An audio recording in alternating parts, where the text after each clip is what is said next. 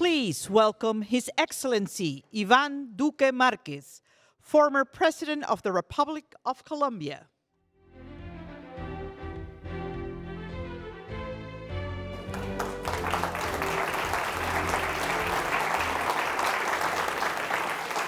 Well, good afternoon. It's a great honor for me to be back again in Concordia. I want to express my gratitude to Matthew Swift for inviting me again. I also want to express my salute to George Logothetis, President Quiroga, President Lacalle, President Chinchilla, President Piñera, and many other friends who are here in the audience. I'm so delighted to be here with you to share a concept that we have to embrace in Latin America and the Caribbean. And that concept is sustainability, how we can use technology to address our sustainability needs. We are now facing a situation where there are two sides of the coin. One side of the coin is the climate crisis that the world is suffering, in which every year we see destruction driven by natural disasters. We see the increase in sea levels. We see how transmittable diseases due to the rising of temperature affects rural communities in different parts and triggering amounts of deaths that we have not seen before in some areas of the continent. We also see how in some countries due to flooding or to droughts, many people in the rural communities lose their way of living. So that's one side of the coin. But the other side of the coin is that we in the region require to solve all our energy security needs. So we need to have available, accessible, compensable, and at the same time scalable energy. And many of the countries in Latin America still rely on regular sources of energy as their major source of exports, major source of foreign direct investment, but also the major sources of tax collections. And there's another side that is interesting for Latin America, that even if we still see some countries that still rely on traditional energy, we have seen a discussion where once in a while we tend to see in the world media that the end of oil is close, or that the end of oil and gas is close. Here are just two images, one from 2003 and one from 2019, just to say that this is a permanent debate. But even if we consider that debate necessary, it's interesting also to evaluate, and what you see in this graph is how is going to be the oil peak in the next years to come, even if we decide to include all the national determined contributions to net zero. So what you see in green are the commitments. What you see in yellow are policy-driven commitments with a substantial amount of actions. But what you see in blue is what's really happening, and that basically tells us that the peak is going to be until 2035. So that means that for the countries that still rely on those sources, they can't say no in the region to use the richness of the undersoil to face the poverty on ground. But they still have to advance with determination to try to solve the major climate crisis we face, and particularly the number one cause of emissions in Latin America and the Caribbean, which is triggered by negative use of land and deforestation. If negative use of land and deforestation were a country, it will be the second largest emitters of greenhouse gases. But also, if we look at deforestation and negative use of land, it's almost 20% of the world emissions. So even if somebody decided to shut down the oil and gas sector, we will still be lagging to achieve the objectives that we have towards 2030 to reduce at least 45% of the world emissions, or to be carbon neutral at 2050. So it's interesting because Latin America represents a very small proportion of the world emissions, but we're one of the most threatened regions in the planet by the effects of climate change. So can Latin America be just an observer? No. We need to act, but we need to act in a balanced way. We need to keep on solving our energy security, but we need to be leaders in the sustainability transformations that are required.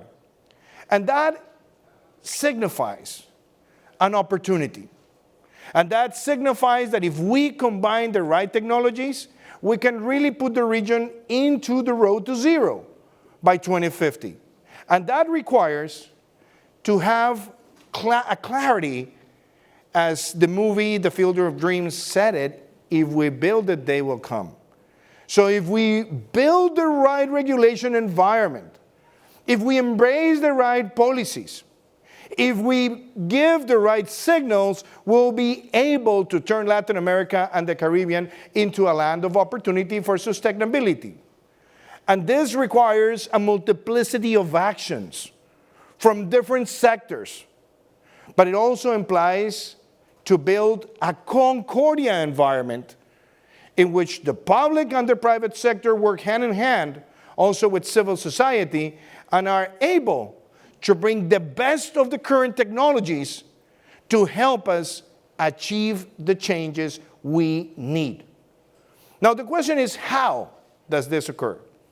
And this is what I want also to share with you today.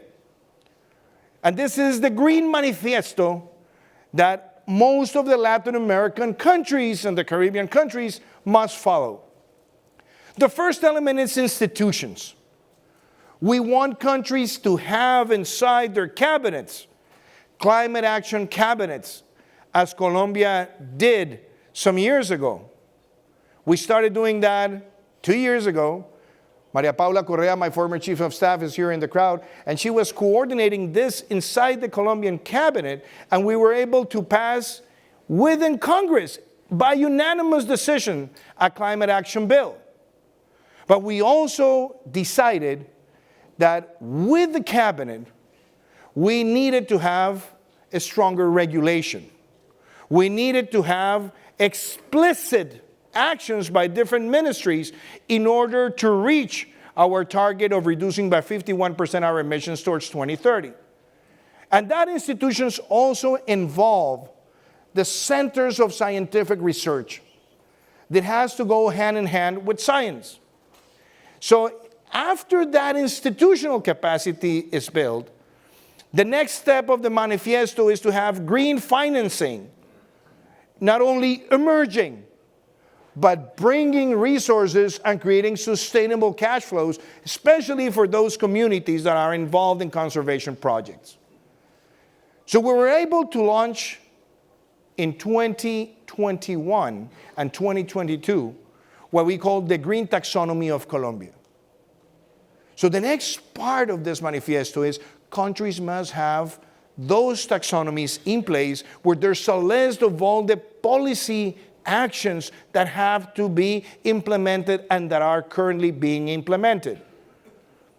And the third element is that we need to embrace the objective of 30 by 30, which means we have to declare at least 30% of our territory protected land by the year 2030. But now I believe we can do it much earlier. In fact, Colombia passed from 14% protected areas in 2018 to 34% in 2022, beginning with what was one of the most important accomplishments: leave 38% of the maritime territory declared a protected area. And a great part of that, no take, so that we, in a sustainable way, protect our species. And by protecting those species, guarantee the sustainability also of the fishing industry, looking for the future generations. The other element of the manifesto is how do we accelerate the energy transition? You have to build rebates for those who bring the investment. You need to have smart grids. You need to build the grids, and you need to lift many of the costs from the hands of the private sector and enhance from the public sector so that those elements are there. Colombia, and this image reflects the project called Guajira Uno, which is now the largest wind farm that we have in Colombia. That is just a symbol of this that I've shared in the past here in Concordia. But this is the picture of what happened in the last 4 years, passing from literally 0.2% of the energy matrix to almost 20% in projects that are now currently being built. And that represents not only a smart opportunity, but it represents also a change in which we will have one of the cleanest energy matrix in the world. But most of the countries in the region can't follow this example. They could follow this example. And energy transition is one of the cornerstones of the Green Manifesto that countries must embrace. But we can use that element also to provide energy in unconnected areas of the continent with indigenous communities. This is an image of a project that we have in the Guaviare in Colombia, where we brought individual solar panels with also storage capacity and allowed them to leave aside negative practices of cooking and also connect the communities and the children to smarter and modern education. So it's energy part of the solution. And remember, there's no transition without transmission. We need to have transmission in different areas of our countries, and when we have areas that are very difficult to connect, we need to build this capacity, the storage capacity, and also provide them with the connectivity to use modern technologies. But we also have to think differently. Just take a minute of your time and read this phrase from Jules Verne. And look at the year. Jules Verne was talking about hydrogen. And how can hydrogen change the life of the world? Well, Latin America can be conceived today as an eventual equivalent of Saudi Arabia in terms of green hydrogen if we do the right things at the right moment, which also involves not only having the tax incentives, but being able to use those areas in which we have the capacity for solar and wind to produce green hydrogen, specifically close to the water, and be able to export that energy with a smarter transportation. And even if it's not green hydrogen, it can be green ammonia. We started this program as Chile did 2 years ago. Today, we already have the electrolyzers working in some parts as pilot projects, but definitely we can become the largest exporters of green hydrogen in the next decade. And that involves also another element of the manifesto. How can we bring to this discussion a smarter transportation? If we have a cleaner energy matrix, we can definitely accelerate cleaner transportation in our cities and reduce the emissions in our cities. And we can do that with the national car park that we have for people's services in public transportation, but also on the cargo fleets.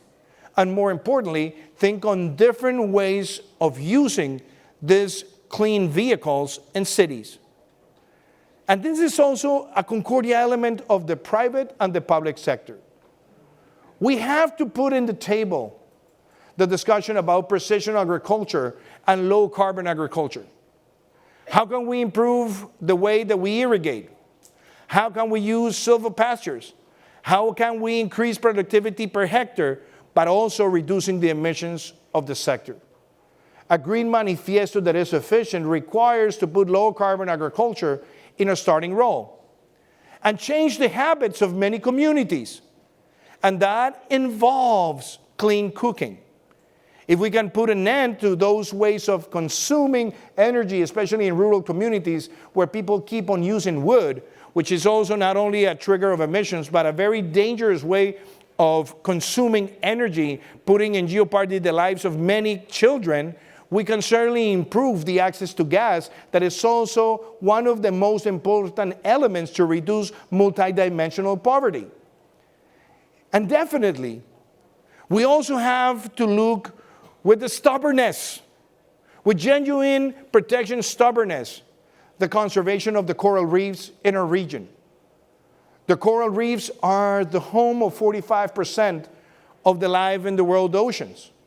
But every year, due to trawling practices, many of these coral reefs are being destructed. And as they are destructed, they become emitters of carbon dioxide, and the amount of carbon dioxide that they generate due to that ecocide is only comparable to the same amount of emissions that the air industry has in a year, whole aviation industry. So that means that the Green Manifesto has to require from the top of government a protection of the coral reefs. This is just an iconic image of something that we achieved in the COP26 in Glasgow with former President of Costa Rica, Carlos Alvarado, with President Cortizo and President Lasso, where we created the largest maritime protected area in the planet in the Western Pacific. If this was done by a political commitment, countries that have contributed the most to this crisis, climate crisis we face, they must put this as a priority. But this is part of the manifesto. If we get Latin American countries to at least protect 30% of the maritime territory, we'll be a leader in the protection of maritime biodiversity. But also biodiverse cities.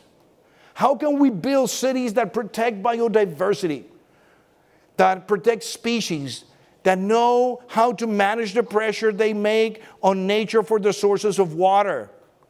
How can they also expand the park system? How can they also have a better way of consuming energy? Because most of the emissions in the world are taking place in cities, but cities don't believe this is their major concern. So we have to embrace the concept of biodiverse cities as part of the Green Manifesto for Latin America.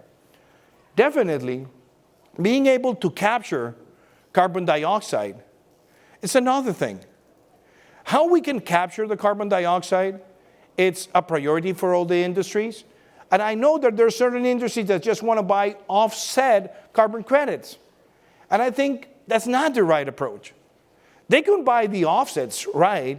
But each industry requires a time frame and an action plan and a blueprint to reduce their own emissions. And that's the right approach that we can trigger in Latin America if we conceive this manifesto as a general strategy. But also triggering a green economy and considering that there are countries in Latin America that have a low amount of emissions per point of GDP. That means that in comparison to other countries in the world, $1 invested in some of the countries in Latin America, it's a greener dollar than invested somewhere else. So the concept of a green economy must be also a strong priority. And remember, we have been losing in the last 4 decades an equivalent amount of the territory of France and Germany together in the Amazon. That means that if those patterns or trends of deforestation continue, the Amazon is going to be a net emitter in less than a decade.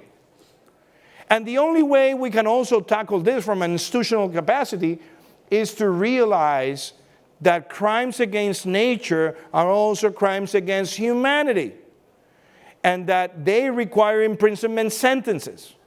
Most of the environmental crimes in Latin America and the Caribbean do not have imprisonment sentences.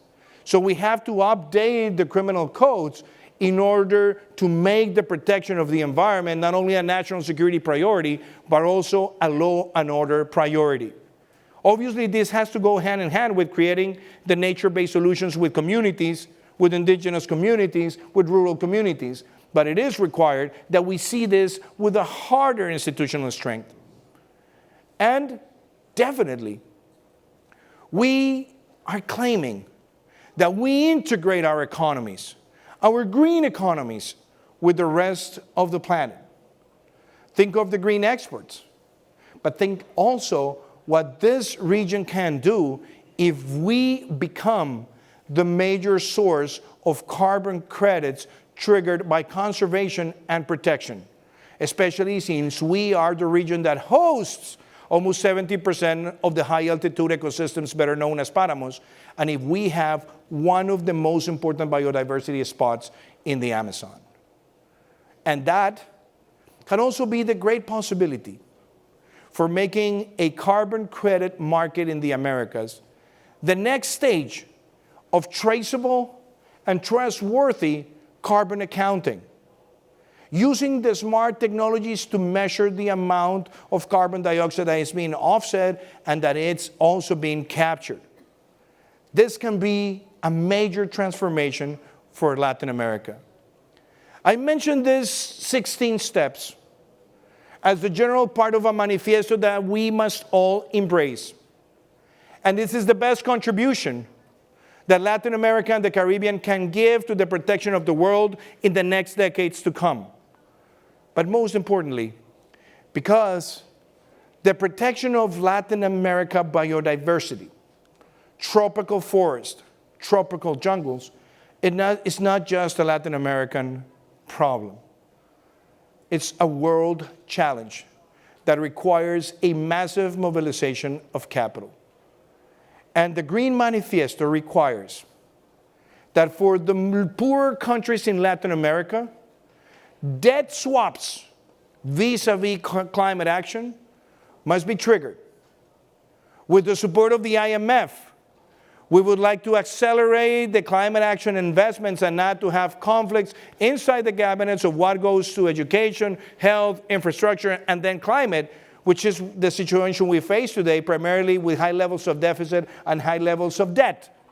We need the IMF to work with us to identify climate action investments that could be counted below the fiscal deficit line so that we have the smartest investment in climate action that we have ever seen in this continent. And last but not least, with Concordia, we have been working in the Concordia Amazonic Initiative. We want to bring your institutions, the companies, the nonprofits. We want to bring governments to work together and rely on the concept of market-driven, nature-based solutions so that we can put an end to the incentives of illegal cattle, illegal expansion of the agricultural border, illegal crops, and illegal mining in those hot spots in the continent.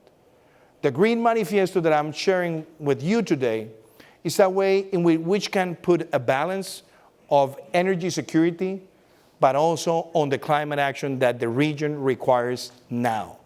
And I believe that with this concept of building Concordia among partners, that can be possible. Thank you very much.